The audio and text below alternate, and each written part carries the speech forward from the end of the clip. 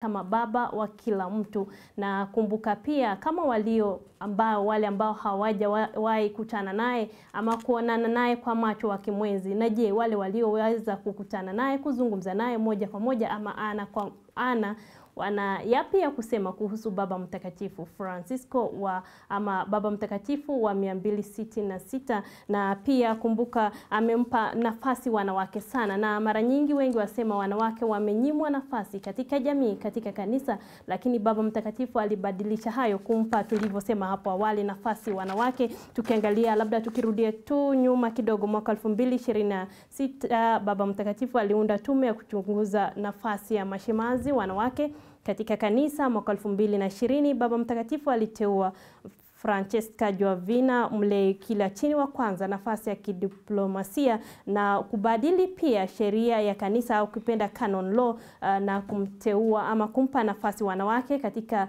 kazi ya kanisa, ambapo wasema katekista ama walimu wa madini ama walimu wa dini. Na pia mwaka 2021 mnamo Februari alimteua Natali kama katibu mkuu wa sinodi ya maaskofu na kumpa nafasi au haki ya kupiga kura katika sinodi. Na kumbuka mara nyingi kwenye sinodi hapa waliwataja kuwa ni baraza la maaskofu ambapo wanahusika, lakini wakati kipindi hicho Baba Mtakatifu aliweza kupa wake wengi katika kupiga kura kwenye kipindi hicho cha sinodi.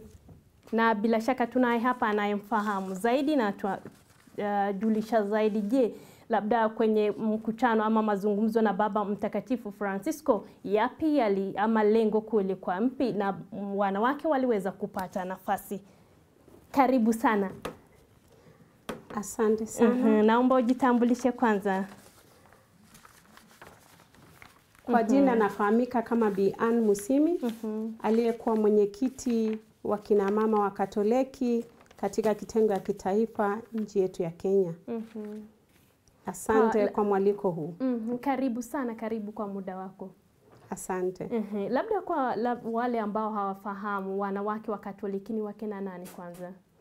Wanawake wa Katoliki ni kundi la wamama walei ambao wamejumuika pamoja katika safari ya kitume kusaidia katika kueneza Injili, na pia ambao linabeba kauli mbiu ya imara katika imani. Na ni kwamba wakati tunapojua kuhusu imani yetu, tunasaidia pia wamama kuimarika kiuchumi, kuweza kusaidia familia zao katika jamii, na pia kuwa kipaumbele katika sala za kila siku. Na tuanze na ulimwengu kuendelea kuomboleza kiongozi wa kanisa Katoliki. Labda ulibahatika kuweza kupatana na yeye. Tukianza na safari, labda kihini ilikuwa ipi? Mnamo tarehe 13 mwezi wa 5 mwaka wa 2023 tuliweza kusafiri kutoka hapa Kenya na wanawake 92 kwenda kule Roma. Tulikuwa tumeenda safari ya kongamano la wanawake ama makundi ya wanawake wa Katoliki ulimwenguni. Basi tulibahatika kuwa na mazungumzo na Baba Mtakatifu, na katika mazungumzo yake jambo ambalo lilinitia moyo ni kwamba alituuliza sisi kama wanawake, ukitazama nchi ama ulimwengu ungekuwa namna gani kama hakungelikuwa na mwanamke? Basi akatuambia tusije tukajibu hilo swali, bali tuende katika kitabu cha Mwanzo katika Biblia, wakati Adamu alipoumbwa na alipoonekana kwamba ana tabasamu lolote after kupewa mamlaka yote dhidi ya kila kitu Mungu alichoumba, na ndiposa akaumbiwa mwanamke. Alipomwona mwanamke, la kwanza tu ilikuwa ni tabasamu. Basi ulimwengu unapomtazama mwanamke, tabasamu linakuja, furaha inakuja, na pia katika hali ya kujali jamii mzima. Hivyo basi sisi kama wanawake tuliobahatika kupatana na Baba Mtakatifu, alituhimiza na kutuambia tuweze kuangalia ulimwengu kupitia kwa macho ya mama na kufikiria kwa ajali ambao hawana sauti. Na ndiposa pia ikanipeleka mahali tulikuwa alika kiongozi wa ulimwengu mzima wa wanawake. Alikuja huku nchini kwetu Kenya, na tukaanzisha kampeni ambayo ilikuwa ni ya kutaka kutafuta sauti ya mwanamke yule ambaye ana sauti. Na tukateua watu mbalimbali ambao wanaendeleza hizo kampeni kuweza kuzungumza. Kuna wale wanawake ambao wamegandamizwa kwa jamii. Kuna ukeketaji ambao ni baadhi ya zile vitu ambazo zimegandamiza mwanamke wa kijinsia. Na pia tumekuwa na nafasi ya kuweza kuongea moja kwa moja na mama ambaye ameteuliwa, Sister Simoni, ambaye aliteuliwa na Baba Mtakatifu kama gavana wa kwanza wa kike kuwa ameketi hapo. Hivyo sisi kama wanawake tukajihisi kwamba tunao nafasi katika kanisa, na hasa wakati pia alipoanzisha sinodi, kanisa la kisinodi, akajumuisha wanawake. Nakumbuka pia nilitoka hapa kuwakilisha baraza la maaskofu hapa nchini Kenya, kule Ethiopia, Addis Ababa, wakati tulikuwa na kongamano la sinodi la Kiafrika. Na pia tukiangalia labda kwenye mazungumzo yenu, mara nyingi wanawake wanasema hawajapewa nafasi ya kutosha. Wengi pia tukiangalia kwenye kwenye liturujia kanisa Katoliki, wasema waume mapadri wanapewa nafasi zaidi ya wale wa kike, watawa wa kike. Na pia labda, je, kwenye mazungumzo yenu mmezungumza naye nafasi ya wanawake katika kanisa au mliomba? Tuliweza kuzungumza naye, ila haikuwa kwa muda mrefu. Ila wale ambao ni viongozi wetu kiulimwenguni waliweza kumshirikisha, na hata kabla kifo chake alikuwa bado na mazungumzo na wale ambao ni wa daraja kuu la wanawake ulimwenguni kuhusu pia kuhusisha wanawake zaidi. Lakini kwanza niseme asante kwa mahali alikuwa amefikia kuhusisha wanawake, kwa sababu ni jambo la kipekee kupatia wanawake mtazamo, kujihisi kwamba pia ni wenye kanisa na wao ndio kanisa. Lakini tuseme katika mtazamo wa kufanya wanawake kuwa mapadre, hilo bado halijazungumziwa. Yes. Na labda tukiangalia baada ya kutana na Baba Mtakatifu, kuna mabadiliko kuhusu ama uongozi wa wanawake katika kanisa? Kumekuwa na mabadiliko mengi kwa sababu wanawake wameweza kutilia mkazo ni nini ambalo linahitajika kwetu sisi kama wanawake, na pia katika kulinda mazingira. Kwa mfano katika nchi yetu ya Kenya, ukitazama mbeleni wanawake walikuwa hawahusiki katika mambo ya kupanda miti, kulea na kuweza kulinda mazingira. Lakini kutokana na hulo mfuto ama mwito kutokana na Laudato Si, tumekuwa tukihimiza wanawake katika parokia, katika jumuiya, katika pia dekania jimbo waweze kujihusisha katika kulinda mazingira, na tumeona yameongezeka zaidi. Na pia labda tukiangalia hasa nchi yetu Kenya, ambapo umetaja Baba Mtakatifu alisema, je, umewahi fikiria ulimwengu bila wanawake? Hapa nchini wanafaa kuchukua ujumbe huu vipi ili kuwapa wanawake nafasi? Labda sasa tukiangalia kwenye uongozi pia. Tukiangalia pia katika uongozi na kuangalia kupitia kwa baraza letu la maaskofu. Wameweza kuwapatia wanawake kipaumbele, manake sasa shirika la Katoliki katika nchi yetu ya Kenya huwa iko na mwakilishi mpaka pale katika baraza la maaskofu, ambaye ndiye analeta ujumbe, ndiye analeta yale mahitaji ya kina mama wa Katoliki, na pia kuyatoa yale maagizo wanapewa kuwapelekea kina mama pale. Hivyo basi ningependa kuushukuru Baraza la Maaskofu kwa kuweza kutembea na kina mama wa Katoliki katika nchi yetu ya Kenya. Na tukiangalia kinyume na kawaida, Baba Mtakatifu aliweza kuwapa wanawake nafasi nyingi, kuanzia walimu, ambapo wasema walimu wa dini katekista, na pia tukiangalia uteuzi wa gavana wa kwanza Sister Simona. Labda hii inaashiria nini kwenye maisha ya wanawake hasa? Kwa huo mtazamo, kwa mwanamke Mkatoliki ni kuona kwamba sasa si vile alikuwa ametengwa pale, mbali yeye mwenyewe ameitwa akuwe chombo, chombo cha kueneza amani, chombo ambacho sauti yake inasikika. Manake tukirudi nyuma kidogo, kwa nini shirika la wanawake wa Katoliki lilianzishwa?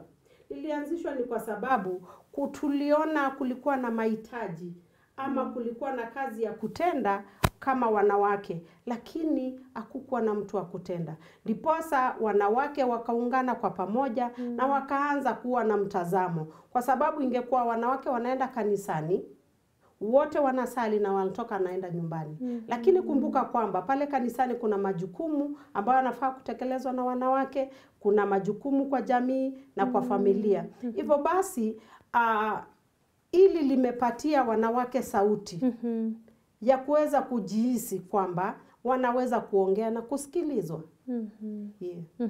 Na pia bado tukirejea kwenye uteuzi wa gavana wa kwanza labda ya kike, inahamasisha vipi wanawake kuchukua uongozi? Mara nyingi hasa tukiangalia kwenye mila na tamaduni za Kiafrika, wanawake wana kazi maalum ya kufanya kwenye uongozi, kwenye baraza ina nafasi ya wanaume. Labda kwako ushauri wako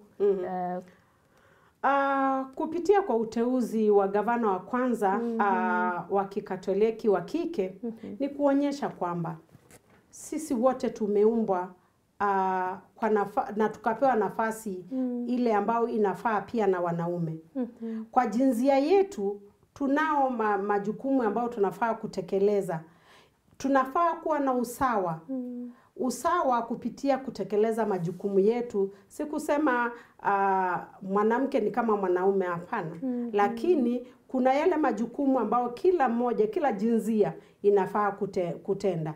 Hivyo basi tumeona kama kwetu ni kama tumeondolewa kile kitambaa kile kimefunga mdomo yetu na kuweza kuongea na kuweza kufanya kazi kwa kanisa na kupewa nafasi hasa ya kuomba bila kuogopa, kusema maneno bila kuogopa.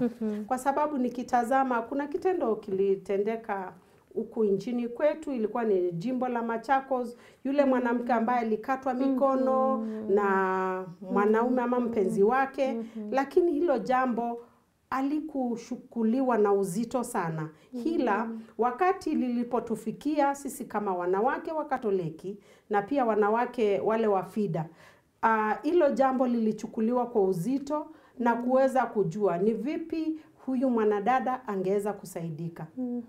Tukiangalia pia katika vile umetaja mila na tamaduni, zingine zinadunisha wanawake sana, lakini tunaendelea na kuwahimiza, kuwahamasisha polepole.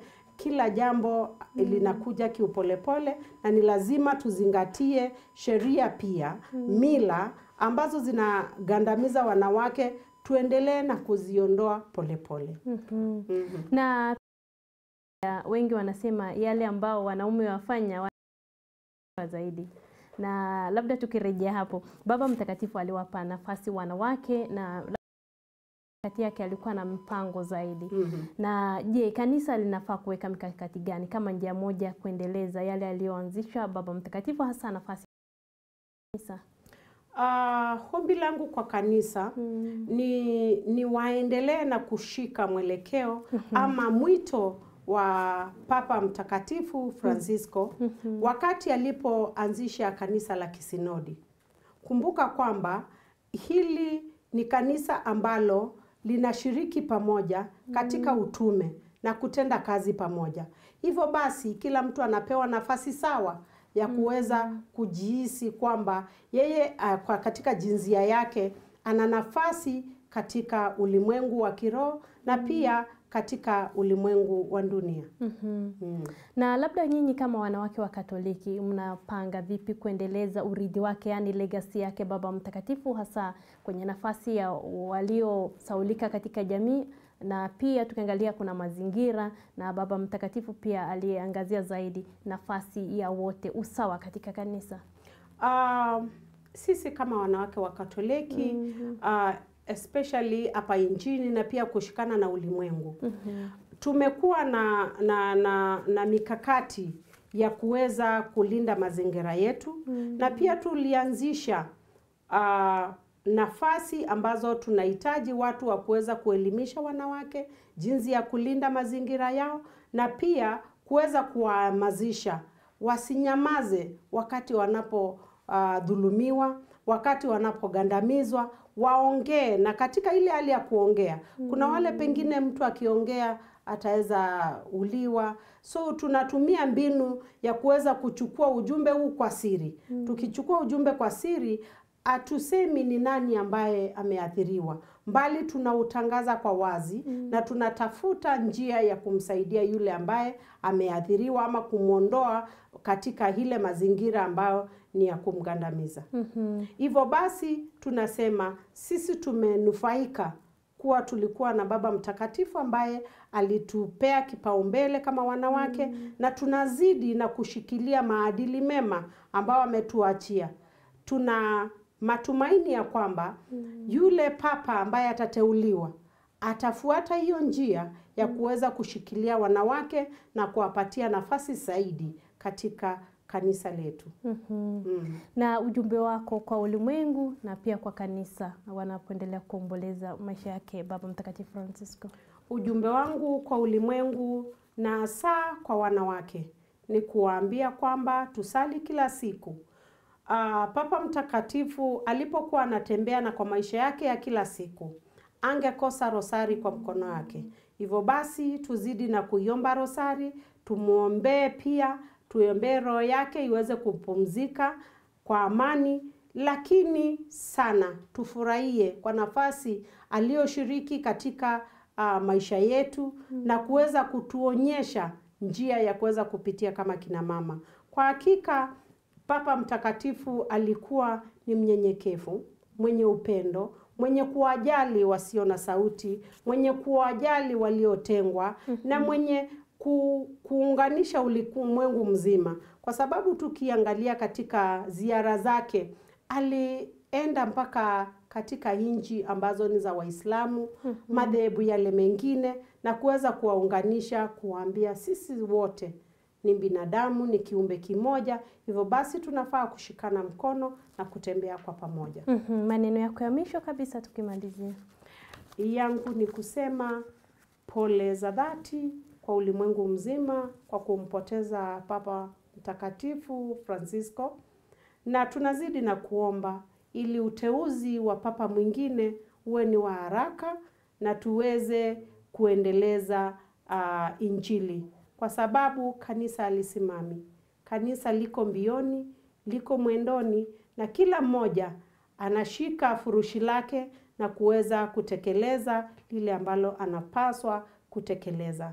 La mwisho ni kuomba tuweze kukomesha ufisadi, iwe ni dhidi ya wanawake, iwe ni dhidi ya watoto, wanaume, katika ulimwengu mzima. Ufisadi umezidi, na Papa Mtakatifu alipigana sana na hili jinamizi linaitwa ufisadi. Asante. Asante kwa muda wako, na bila shaka umetufunza na kutuelimisha zaidi na ujumbe wako na waelewa zaidi.